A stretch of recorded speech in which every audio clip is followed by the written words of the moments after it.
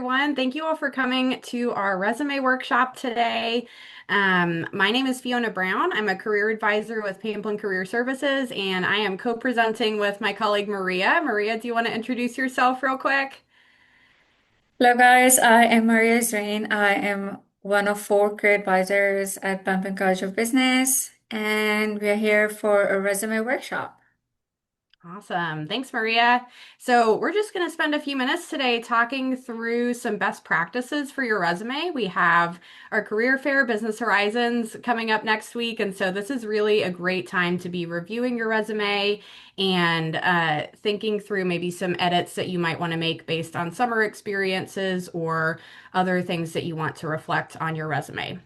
Before we get into all of that, here's a quick introduction to our team. There are seven of us here in Pamplin, just dedicated to career advising and support for our students. You'll see we have our four career advisors up here, as well as Hannah Landers, who's our assistant director, Jen, who's our director, and Abby, who is our career services coordinator. On the screen here, you'll see some contact information. These are great ways to get in touch with us, and then that QR code will take you directly to our website where you can see all of our events and resources in one spot. We do have a quick activity before we get into some of our resume best practices, and I think Maria is going to get us started. Okay, so let's do a quick activity. So we are going to look at different resume formats, and decide which one you think is gonna catch recruiters' attention. The goal is to understand not just what looks nice, but also to help you get noticed. So we have resume template one on the left and resume template two on the right. So you guys can go ahead and drop your answers in the chat with one or two.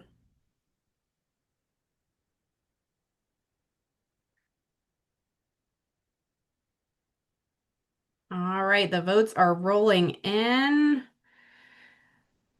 We have a lot of votes for one so far. Okay. The votes are still coming in.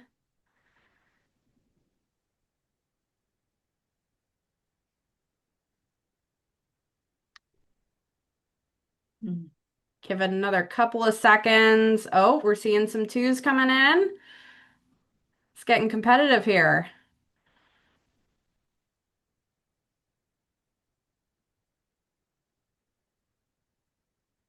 Alrighty, we will wrap up that first vote. It looks like one is the contender so far. Maria, do you want to walk us through one versus two? I would absolutely love to. So, for those who have had their answers with resume template number two, they're the winners for this activity. Um, we have like this whole workshop the whole information on the resumes and what it looks like and what it should not look like further in the hour, but it's just we recommend having a very professional resume format, which is the template number two. We do not really recommend having uh, a template like from Canva that has like nice colors and like a picture and like icons. It's because of like the ATS thing. ATS is application tracking system. So when you are submitting your application um, for your internships, or if you're applying for full-time positions, they are actually going through a software. And if we have a certain format, they're not able to the software is not able to read the information correct, and if it's not reading the information correct from your resume is ultimately out of the race. So yeah, and we have another activity. So Fiona, do you want to take it? Sure, absolutely. So, thinking about resumes is a great way to showcase skills that you've learned maybe through classes or through work experience. There are different ways to showcase your skills on your resume. But looking at the two that we have here, you'll see A is a skills section just focused on technical skills and platforms.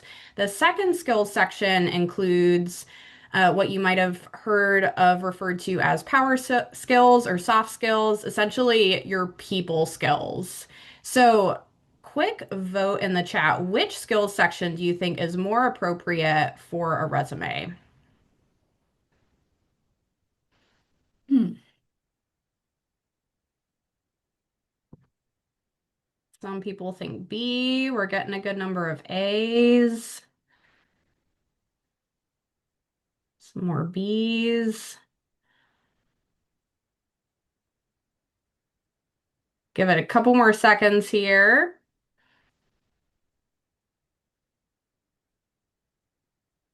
All right. I think we're about tied between A and B. That's interesting. Me? So, for what our team recommends is only focusing a skills section on technical skills, which would be option A on the slide here. While soft skills and people skills are really important in the workplace, it's important to be able to showcase those with context on your resume.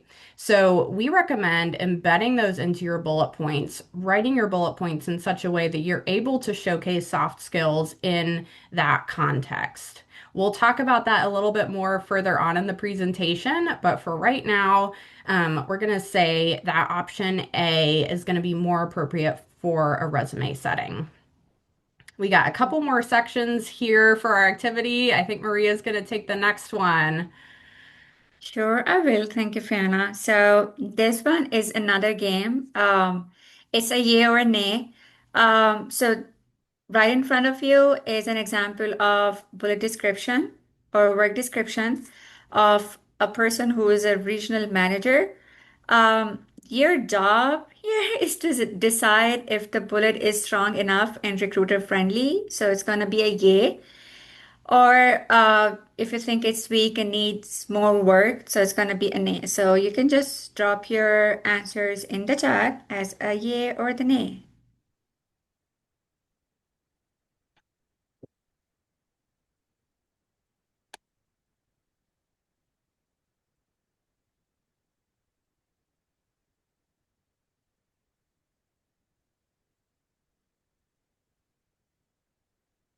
All right, we're getting a lot of nays so far. We got a couple yays. Okay, I'll just give it a few more seconds. Okay, everyone. So it's a nay. It's a nay. It's the one that you're seeing right now is they are very short descriptions of what they have done, and it's not conveying exact descriptions or skills the person has had when they were working as a salesman and also when they were working as a regional manager. It's not conveying very specific information and specific skills, and it doesn't have any data or metrics. Um, and it doesn't have results or purpose. For example, oversaw sales team and office staff to ensure smooth run of operations data. So, I mean, we'll definitely get more into how to make your blog descriptions better and catchy for a recruiter later in the presentation. So, moving on to the next slide, Fiona. Do you want to take it? Absolutely. Thanks, Maria. So, for the last part of our activity, oftentimes we get questions from students who aren't sure if typical high school jobs or sometimes college jobs like babysitting, mowing lawns, or working in fast food are appropriate for a resume. So, use the chat quickly to vote yes if you think that resumes should include jobs like this, or no if you think that resumes should not include jobs like this.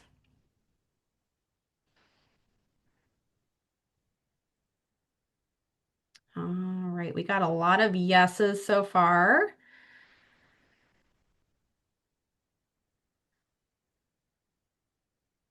Wow, that was super fast. Y'all are on it today. All right, we'll go ahead and wrap this one up. The answer is yes. If this is the experience that you have, absolutely celebrate that on a resume. Sometimes throughout your time in college, you may gain experience that is more directly related to your field of interest, at which point you may want to prioritize that experience. However, the experiences on the screen here are fantastic ways of gaining skills like time management, customer service, client relationships. And so, if this is the kind of experience that you've had coming into college, these are absolutely appropriate to put on a resume. And we'll talk a little bit more later on for some strategies that you can use to showcase those for your work experience. Thank you, Fiona. So we are getting started um, with the resumes, and before you begin, we have something that we want to touch base on. So Fiona is just gonna take a lead here. Yeah, absolutely. So before you begin either creating your resume from scratch or reviewing and revising one that you already have, there's a few things to keep in mind. So, first of all, it's important to reflect on skills, experiences, and accomplishments that you most want to highlight. This may help dictate the order of things that you have on your resume. This may inform the amount of space that you give to certain sections on your resume, but clarifying which things you most want to highlight is really going to help guide that process for you. Secondly, clarifying goals and target roles in your industry of interest will also help you inform your resume. For instance, if there's a target role in the finance industry that requires certain kinds of experience or certain technical skills, you absolutely want to make sure that those are listed on your resume if you have those skills and abilities. That's very important. Third one is researching the job market and target roles. Target roles, again, being those particular roles in your industry or field of interest that you might want to have in the future. So, researching what kinds of experiences and skills you can work towards or showcase on your resume is going to be really important. And then finally, networking with professionals in your field of interest. Sometimes, especially in really technical fields, professionals who are already working in that area may have good information for things that you can include on your resume or things that you can be working towards while you're in college with the goal of being able to showcase that on your resume by the time that you graduate.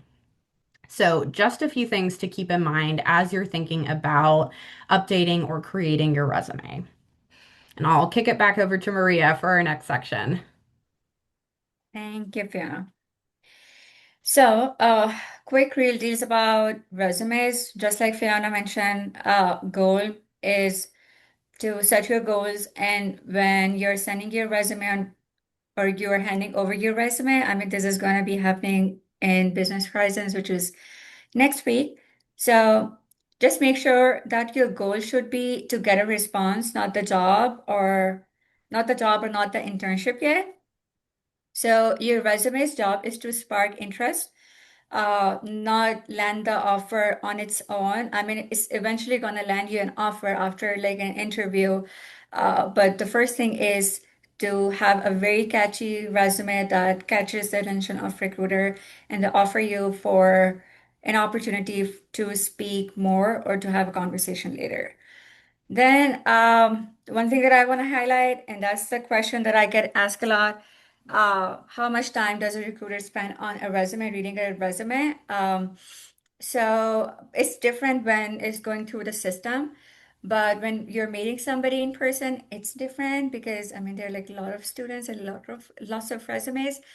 So you actually have 10 to 15 seconds. So this is how long a recruiter scans your resume. Just make sure that you make it crystal clear and easy to read, and just make sure the formatting is nice and clean. Level up by junior year.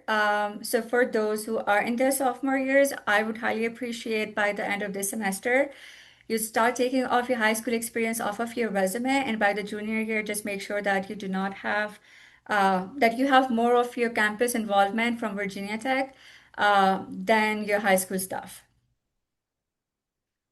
And resume template. So I'll just kick it back over to Fiona. Awesome. Thanks, Maria. We talked about templates a little bit earlier in our activity, and I want to share with you a couple templates that our team has built in collaboration with employer partners. As Maria was mentioning, oftentimes resumes are only getting a few seconds of a recruiter's attention, and that's why it's so important that they be cleanly formatted and easy to read.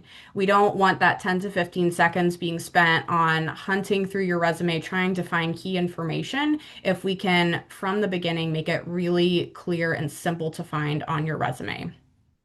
As we talked about in the activity, we want to make sure that resumes are free from colors, graphics, or photos. We really want it to be just a simple black and white template like the ones shown here. Oftentimes, students wonder, well, how can I stand out if my resume looks the same as everyone else's? And the answer is it's okay for your resume to look similar to other students. It's actually the content and the experience that you're highlighting that's going to make you stand out rather than the way that it looks visually. We recommend one-page resumes for students. As you progress in your career and gain more experience, this may change once you're out of college and in the workforce. But for most students in college, one page is going to be a fantastic way to showcase those highlights of your experience. We want to make sure resume templates are formatted as reading from left all the way to the right side of the page with no column formatting. Sometimes column formatting does not process well in applicant tracking systems, and going from left to right is also a little bit more natural for just the way we normally read written words in English. So that will help make sure that the recruiter can easily find information on the page. Resume templates should be easy to edit. Some of the different softwares and systems out there do not make it easy to customize this. And so just building something simple in Microsoft Word, which is where these templates are housed, is a great way to make sure that you can easily edit and customize as you gain experience. Finally, if you are uploading your resume to an online system, we recommend downloading that resume first as a PDF to preserve formatting. Sometimes in other formats, it will not translate well if you're uploading it to a different system. It might spit it onto two pages, or it may make the formatting look weird. So downloading it as a PDF is a great way to make sure that that existing formatting is preserved for whoever's going to see it on the final end. That QR code on the screen is where you can find these templates, and we will also have them again at the end of the presentation. And Maria is going to take our next slide. Cool. So yeah, we would have this QR code at the very end of the presentation, so don't worry about scanning the QR code. So contact section is where your name comes in and your basic information comes in. If the employer or recruiter would want to contact you, this is how they would get their information. So what we can include is other than your Virginia Tech email ID and your address is LinkedIn profile and also a QR code. So make sure that you keep it very professional. Having a Virginia Tech email ID is what our team recommend than having your own personal email ID. And for those who are concerned with not having access to their Virginia Tech email ID, well, good news that you would have it probably forever. Um, and then just make sure that you have your preferred phone number and the address. So address could be just city and state. You do not really have to have like the whole street address on your resume unless you want to have it. And make sure that you have a very nice LinkedIn customized URL. So you can always customize your LinkedIn URL, which is when you would be on your profile and it's gonna be on the right where it says customize your URL. So that's pretty much about it. We can have it in like a one linear line. That's what our team recommend given the space on your resume. But if you would see another template, template number one on resume template number one, it would have all this information like separate lines like student name, your VT email ID, and then your phone number. It takes up more space. For those who already struggle with having space on their resume, that's what we would recommend. Great. Thank you, Maria. Another common question we get about resumes is, should I include an objective or a summary at the top of my resume? Just to differentiate, an objective is typically something like, I'm a student in XYZ major, I'm looking to land an internship for summer 2026, and maybe a little bit about yourself. A summary is less goal focused and it's more just a short about section. Typically, our team recommends not including an objective or summary, and this is for a few reasons. First one is thinking about what value it's adding. Objectives and summaries typically don't add information that would not already be clear from the resume or the fact that you're applying to the job that you're submitting your resume for. Second thing is space is limited on one page resumes. And so leaving off the objective or summary allows you more space on that one page to focus on key things that you want to highlight for a recruiter, whether that's class projects, experiences, extracurriculars, or skills. Those are all really valuable things. That we can use that space to highlight instead.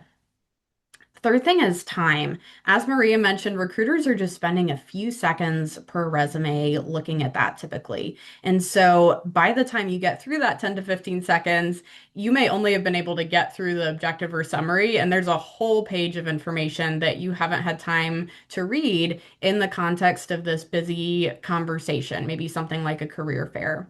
So, keeping information on the page in a place that's easy to find and not buried in an objective or summary means that the recruiter is going to be more easily able to find those key points that they're looking for. Now, there's a couple situations where an objective or summary might be helpful.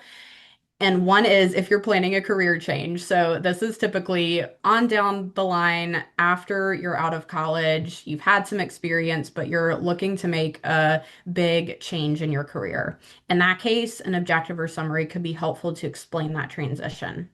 Another one could be if you're in a unique situation. For instance, your major is in one area, but you're looking to do something very different, and you want to use those few lines on your resume to very quickly explain or make a case for yourself. Now, these are rare situations for what we see with Pamplin students. So if you do have questions about this, or you feel like maybe you fall into one of these categories, please feel free to come talk to us, ask questions. We're happy to help you work through that. Absolutely. Thank you, Fiona. So transitioning into education section, that's usually the first section on your resume. So how to do it right. So we have university or college. So for us, it's gonna be Virginia Tech Pamplin College of Business or Pamplin College of Business, Virginia Tech. Blacksburg, Virginia is the location address. So we do recommend having a location address to whichever company you would be working in or education. And if you have your high school, we also recommend having that too, or for your community colleges as well. And then graduation date, we our team at Pamplin, we do recommend having a graduation date, expected graduation date on your resume. That's helpful for recruiters as well when they are seeing your resume. Um, then we have like major. So it's just like not bachelor's of science and that's it. We recommend having a title of your degree. So just making sure that the recruiter understands that you are a Virginia Tech student, you're a Hokie, but you are doing your undergrad and also you're doing your undergrad in such and such major and also concentration if you have. So we highly recommend having that. And then you can also add your minors. For those who have one minor, they can just add one minor. For those who have more than one, they can add more than one. And for those who do not have a minor, you can totally skip. You can totally skip it. And then you would probably see at the end of this there's an example that I have at the bottom is GPA. So we recommend having a GPA on your resume if that is above 3.5 on average. But there are some exceptions for like some majors as well. So you can just come talk to us if you have any doubts about that. But if you're not feeling confident enough to have enough to have your GPA on your resume, you can skip it. But again, if you have any doubts, feel free to just come to us and we can help you through it. Great. Thanks, Maria. And very quickly, we had a couple questions in the chat that we can just go over now since we're on that section. First one is for freshmen who have just started at Virginia Tech this fall, would we not include the GPA? That is correct. You can wait until your first semester is over and you have your GPA to include it at that point. And then the second question is if you're a double major student, how would you format that? Maria, do you want to touch on that briefly? Formatting education for students who have a double major.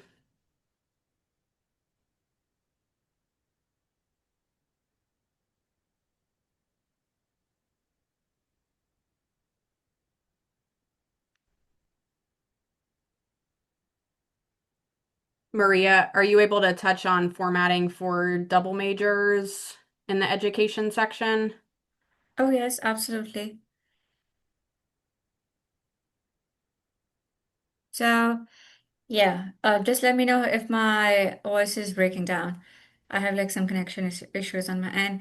But for double major, yes, we do recommend having a double major. So you can list your double major. For example, you're majoring in uh, finance and accounting. So it's a bachelor's of science in business finance, and then you can add your another major.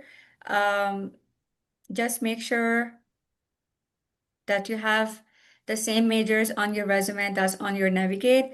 And whenever you are updating your resumes, make sure that it matches with the Navigate. And if there's anything that you see different on the Navigate, you can always reach out to your advisors on about that. Yeah, so. Awesome. Thanks, Maria. And then we got a final question about is it worth it to add relevant coursework? Sometimes it can be relevant, especially if there are particular technically related classes or things that are really relevant to the job that you're applying for. However, we do recommend if that means sacrificing space from your work experience or your activities on campus, then it may not be adding quite as much value. At that point, it may make sense to leave it off. But if you have questions about your specific situation, please feel free to reach out. We'll have contact information at the end. We're happy to help you work through that. Okay, so project sections on resumes. This is optional, but it could be helpful in a couple situations. First one is if your formal work experience is quite limited or it's not related to your target industry. In this case, maybe you have had an upper level class in your major where you were able to work on a project, gain some technical skills, and you want to be able to showcase that on your resume. In that case, a project section might be really helpful. Another one is if you have particular skills not included in your work experience, but that you want to highlight for an employer. Um, Sometimes this might be from a class, other times it could be a personal project, maybe something you worked on in your own time to support a friend's business or something like that. In that case, a project section could also be helpful. We have a quick screenshot here of how you can format this. Typically, this is going to be formatted in the same way as your work experience that we're going to be covering in just a moment, but that's just a quick visual for what it can look like. One other option we have is a platform called Forage. Forage hosts project simulations from large companies, and you can work through these in your own time to gain some technical skills and add that to your resume if you're looking for something to fill it out a little bit and add some technical skills.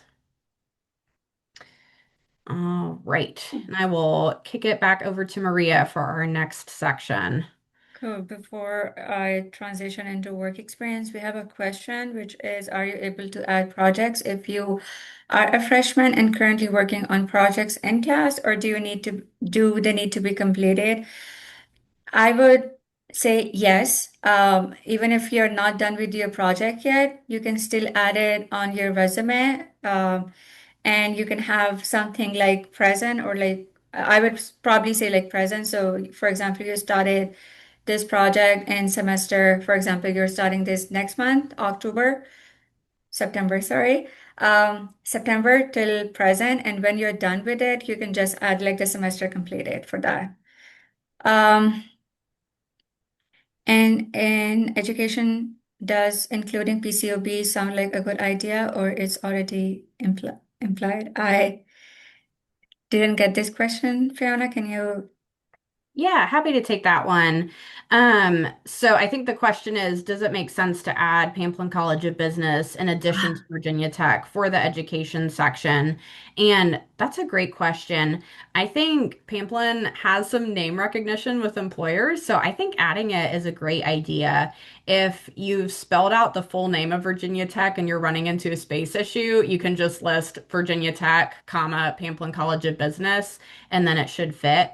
But I think it's a great idea to add Pamplin to the education section. 100% agreed. So we are transitioning into work experience. So make it pop. Work experience includes your internships and your regular jobs as well. Um, so the one that you're seeing right now on the screen it's just an example of a work experience of somebody who is a sales intern at Courtyard Marriott. And so, just like we recommend having a company's name or organization where you have worked or interned with the location. So, location again is the address with city and state. And again, having a timeline when you started and when you ended, or if you're still working, is going to be a present. And we recommend having bullet points for your descriptions. So, highly encouraged to use strong action verbs plus metrics. It's going to take your bullet description and work description to another level. And for this one, I mean, you can just read it on your screen. It's a nice description of like 12-week rotation between management and sales office to learn and implement daily operations, and then delivering high quality customer service to 100 plus guests, which is again like a metrics. Daily through phone and in-person interactions, again, expanding on what kind of interactions were these, and ensuring positive client experience and repeat engagement is what we recommend is a purpose or the result or the outcome of what this person was trying to do. Surpass sales target by 20%, and then we have the month where this person was able to surpass the targets by effectively identifying customer needs and recommending tailoring solutions to the tailored solutions and supporting team sales initiative. So what I have on the right side, nice little box is examples of for those who are working in social media marketing or any kind or this kind of marketing, and that just add something like increase social media presence. But how we can make it better is we can probably name the social media they were on and increasing social media presence maybe by 200% or 20% or 50%. So having like an estimated or like rough knowledge of or guess of the presence or the expansion would be great. A lot of times uh, students would not have the exact number of the customers or guests they have provided service to or the daily logs of like phone calls and stuff. I would recommend adding like an average or estimated number. It doesn't have to be, I mean, if it's specific, it's great, but if not, I would probably just want you to recall from your memory and have an estimated number of what you have done in terms of like metrics. Then exceeded goals, instead of just exceeding goals, just like in this one, surpass sales target by 20%. So I would probably definitely say that over monthly sales quota. So here, this person is like um, more specific with the timeline, which was like over a month. And this one is June till August is probably, I think it was the time when this person started their internship till the end of their internship. And just a pro tip, if you are stuck on wording and you cannot think of anything more stronger for your work description, you can let AI help you or ChatGPT help you to brainstorm the ideas um, and the data that you can add in your bullet points. Again, would never encourage the plagiarism, or I would never encourage having just a copy paste from ChatGPT. You can give them a nice prompts, and ChatGPT would give you number of options, and you can pick from it, and you can always improvise it. Awesome. Thanks, Maria. We have one quick question for the social media example. If it was for a school organization, should it go in work experience or activities in the education section? What is your take on that?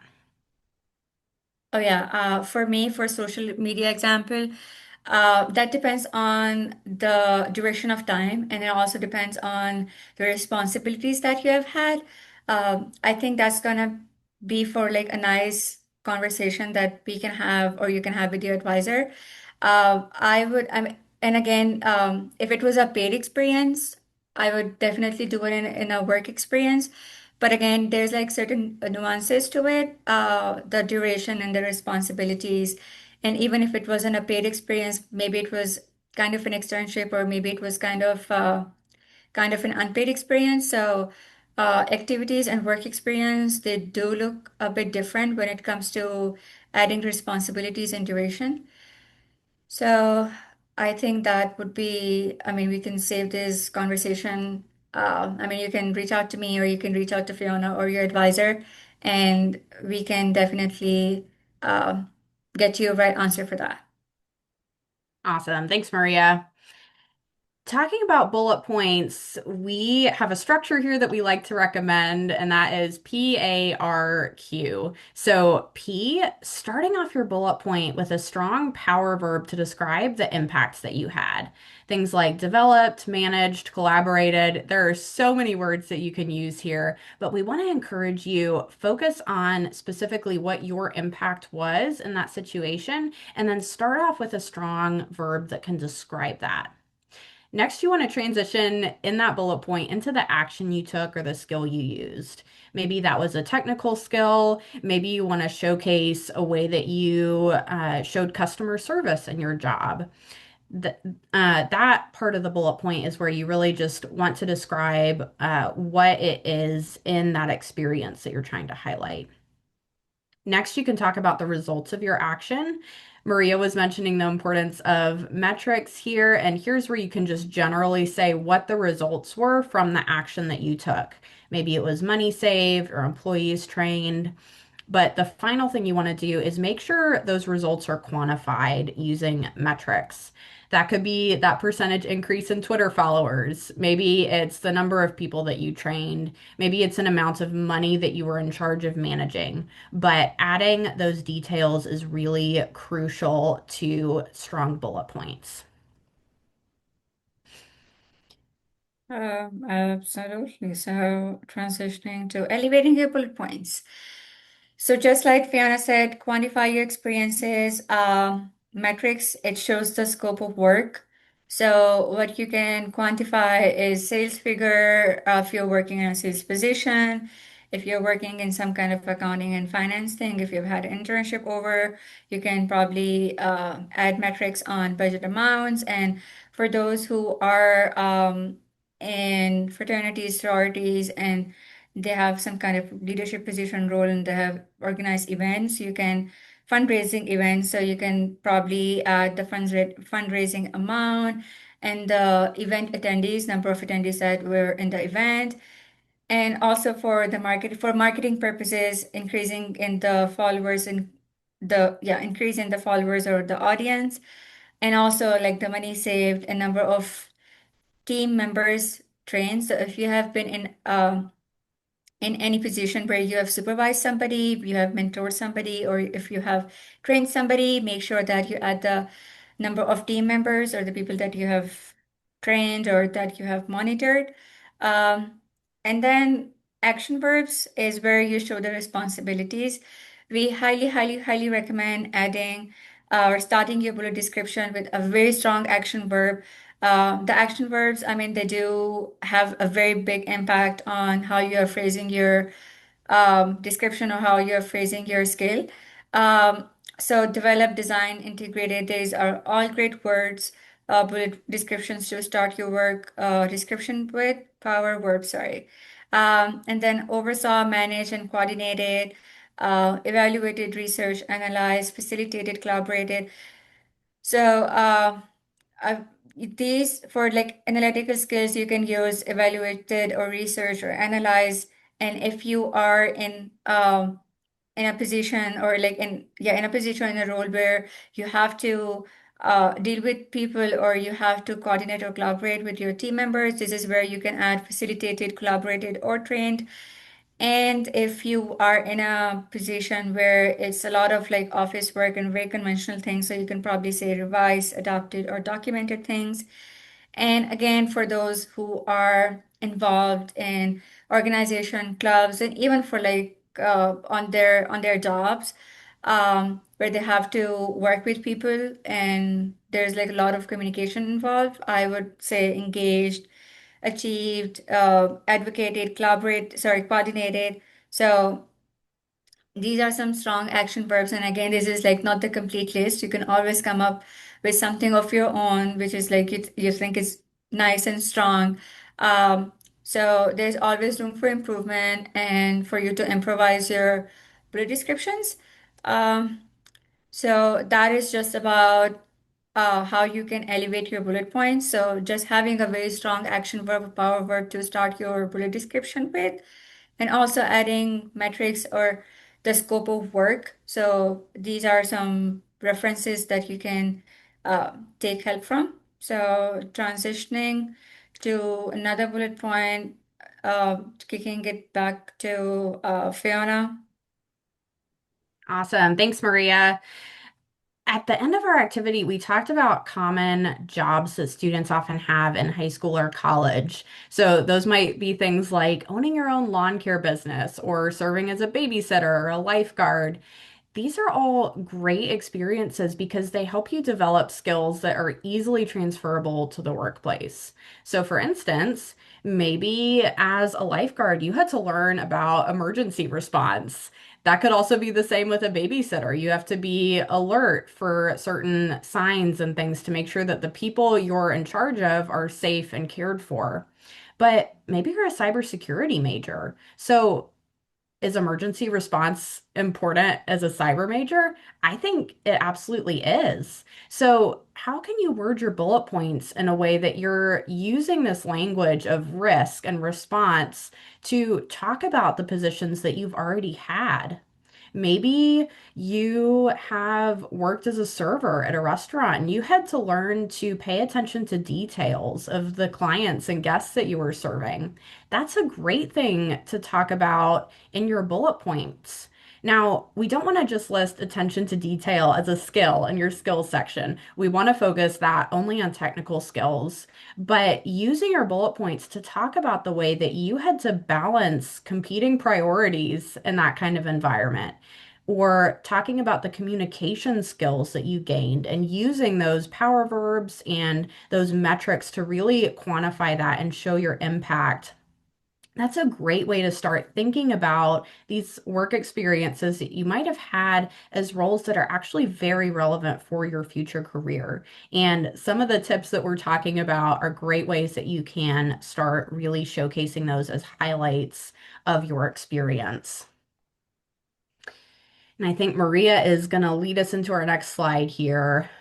I will.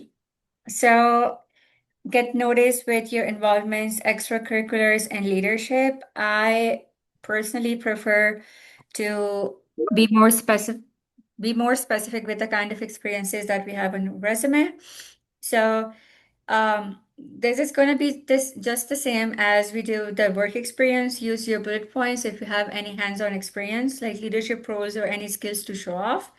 Um, and if you do not have any specific roles, you can just list the organization and the time frame or the timeline. So recruiters still would love to see the involvement that you have outside of your classroom.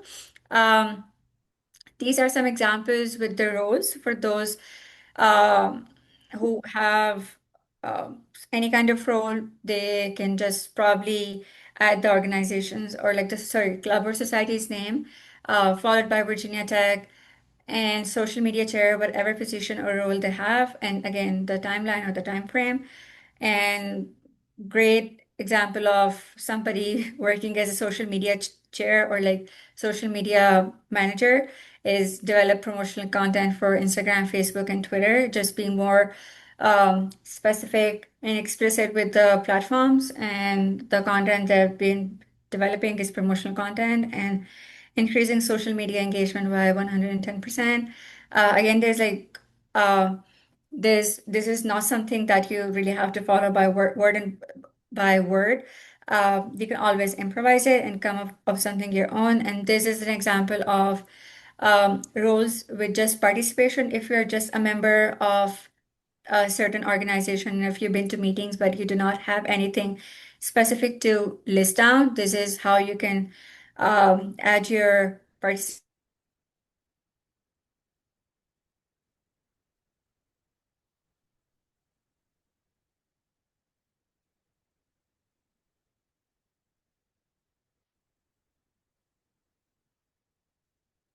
Having metrics in your work description or your work experience.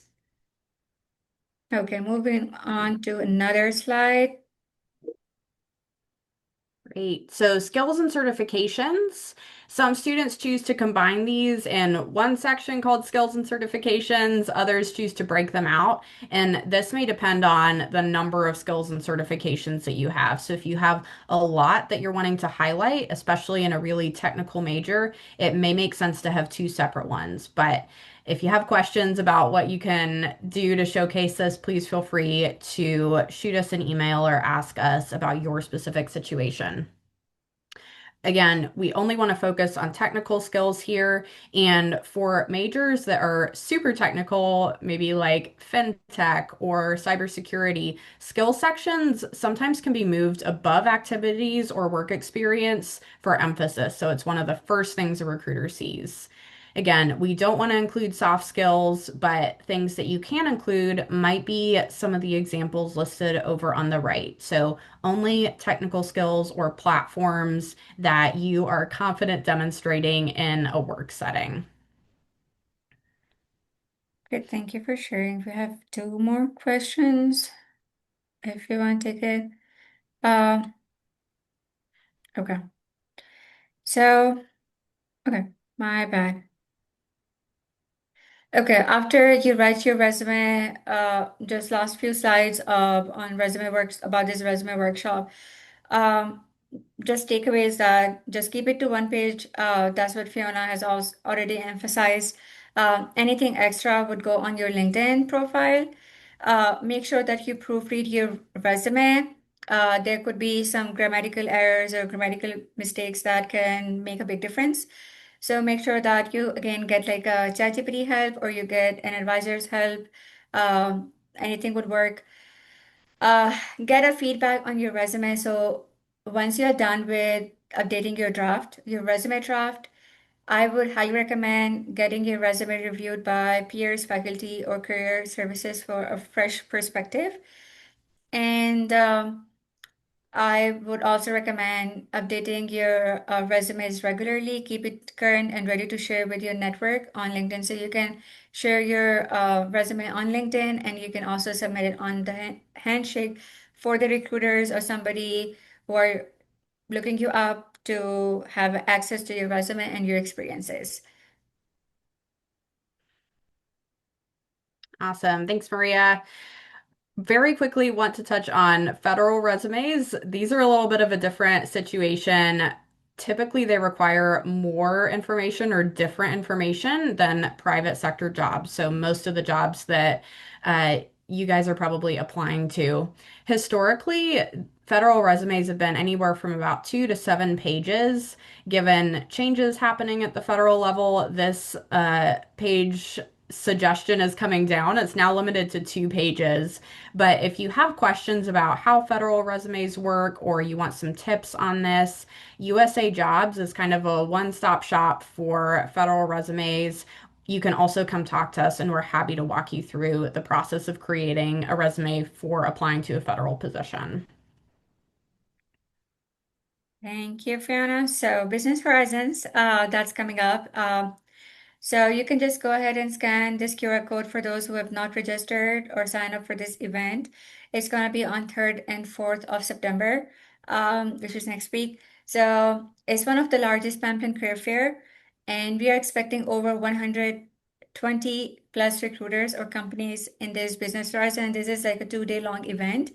Um, this career event would might be able to open opportunity doors to opportunities for those who are seeking internships, for those who are seeking part-time jobs, for those who are seeking full-time positions and they're ready to graduate. Um, so I would highly recommend and encourage all of you to be at Business Horizons. And again, not necessarily you would be walking out of this event with a job offer, but you might be walking out with an opportunity to have a conversation with a recruiter or just having an opportunity to get mentored by a recruiter, so a professional industry professional. So I think this is going to be a very good leap in your career in terms of having uh, a nice mentor or a nice guidance for your career, and also uh, just more opportunities. And if nothing else, at least it's a very good networking event. And I would highly, highly encourage you to be at this Business Horizons. All of our team, career services team, is going to be at Business Horizon in Squires. We're going to have our own tables. So if you want to practice your elevator pitch, or if you want to have another set of eyes on your resumes last minute, we can help you with that. I'll just give you guys a few more minutes to scan this QR code and register for the event if you already have not. Um, but you can find the information about Business Horizon and the employers who's coming to the event on Handshake. So we have the whole list of employers on Handshake. Do we have a Awesome. I think few? that touches on a question we got, and that is, should you attend one day or both? If you have the ability to attend both days, we definitely recommend that. But if your time is limited and you're not able to attend both, check the employer list and Handshake that Maria was mentioning. You can see who will be attending which day and prioritize accordingly. For your resume, we do recommend about 25 printed copies of your resume, bringing those with you to the fair. It's also a good idea to have it easily accessible on a device to upload if you are requested to do that. Just make sure you save your resume with a professional name that includes your full name. So if a recruiter were to download that, they could easily identify who that resume belongs to. Cool. I want to address this one question, which is, does it benefit your resume to have unique involvements, extracurriculars outside of targeted roles in order to stand out? I mean, any kind of involvement or activities outside of your classroom is highly encouraged. Again, this is kind of a very vague information on what kind of titles or roles that you have. But again, feel free to reach out to us, um, and we can have a conversation about all the unique involvements that you have outside of the targeted roles. But in a nutshell, yes, it would be a good idea to add things on your resume outside of the targeted roles. Um, as a freshman at Virginia Tech, what goals should we hope to reach for at the Business Horizons? Honestly, this is your first semester. This is more about settling in and just getting to know your environment and how things work. It would be a very good opportunity for you to start networking and just getting to know recruiters and companies and what they have to offer, um, and all the roles, and the journey of these recruiters, or like somebody you would meet from Business Horizons, and the alumni and for those who have already graduated or somebody who have already had an internship. So I think this is your time to get more information on what you want to do and just figure out your goals. Will these slides be posted anywhere? Yeah, Yep, I think we can probably get the attendance list and share those later on. If there are any questions that we have not addressed, please feel free to drop those in the chat. I see we have a few more coming in. Um, Let's see. So, how should I sell my community college experience to a recruiter? And is that generally looked down upon? Maria, do you want to tackle that one? Yeah, I would definitely get this one. How should you sell your community college experience to a recruiter? That depends what kind of a community college experience we're talking about. Is it a leadership thing, or is it like the education you're talking about, or is it the projects that you have done through your community college? Um, but since you have spent 2 years in your community college, and if you have done something specific to add value to your community college or your college, I would probably list it down, but it depends how you are actually phrasing your experience. It makes a whole lot of difference when you're phrasing the way you're phrasing it. I mean, this is how I would put it. So for this, I would highly encourage Carter that you reach out to your advisor or you reach out to me or Fiona. So we are open for questions. This is us. So if you want, you can just connect with us on LinkedIn, and this is our email ID. So if you have any questions, you can reach out to us, and you can scan the QR code to book with us. One thing that I would also want to mention before we actually get off this meeting, we have resume reviews starting from tomorrow. So we have 2-day resume review sessions with the recruiters. So we have EY and KPMG coming tomorrow. So you can get your resume reviewed in the atrium from 10 a.m. to 3 p.m. if I'm not wrong. You can find all the information on Pamplin events calendar that's on our website. And then we have another resume event, which is day after tomorrow. So this is just not resume review. There are going to be companies you can practice your elevator pitch, and you can have get your resume reviewed, and you can get like very inside information about, things before the business horizon actually happens. So how often does Business Horizon occur? So we have Business Horizon every semester, fall and spring. The fall one is pretty big, so that's why we have 2 days of Business Horizons in fall, and we have 1 day Business Horizon in spring. Awesome. Okay. Thanks, Maria. Of course. Um, for the question about slides, the recording is also going to be posted to our YouTube channel. So that's a great way that you can rewatch or find specific parts of this that you wanted to look at again. As Maria mentioned, please feel free to reach out at any point, connect with us on LinkedIn, or the QR code at the top of the page will help you book an appointment. But happy to see if any last minute questions come in, but thank you all so much for being here today.